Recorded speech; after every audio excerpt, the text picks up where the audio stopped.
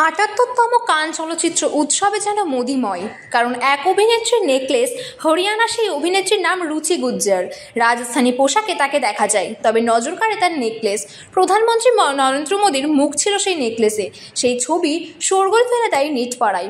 রুচির পরনে ছিল সোনালী রঙের লেহেঙ্গা। তার পোশাকটি ডিজাইন করেছেন রূপা শর্মা।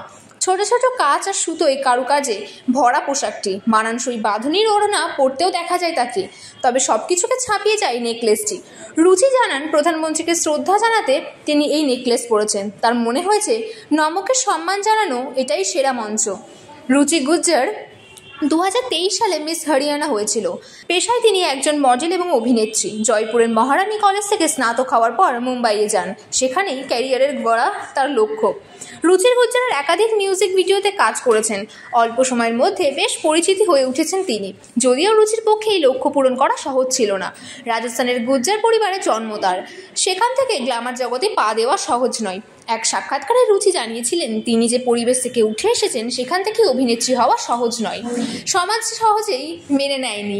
তিনি আরও বলেন, আমি আমার সমাজের অনুপ্রেরণা হতে চাই। একমাত্র বাবা আমাকে পূর্ণ সমর্থন করেছেন। তবে যখন আমি বাড়িতে জানিয়েছিলাম মুম্বাই কাজ করতে যেতে চাই, তখন সবাই খুব ভয় পেয়ে গেছিলেন। তবে এতদূর আসতে পেরে ভালো লাগছে। আমি পরিবারের প্রতি কৃতজ্ঞ। রুচি তার নেকলেস নিয়ে বলেন, প্রধানমন্ত্রী মোদী বিশ্বব্যাপী ভারতের ভাবমূর্তি নতুন করে সংজ্ঞায়িত করেছেন। সেই গর্ব আমার সঙ্গে নিয়ে যেতে চেয়েছিলাম।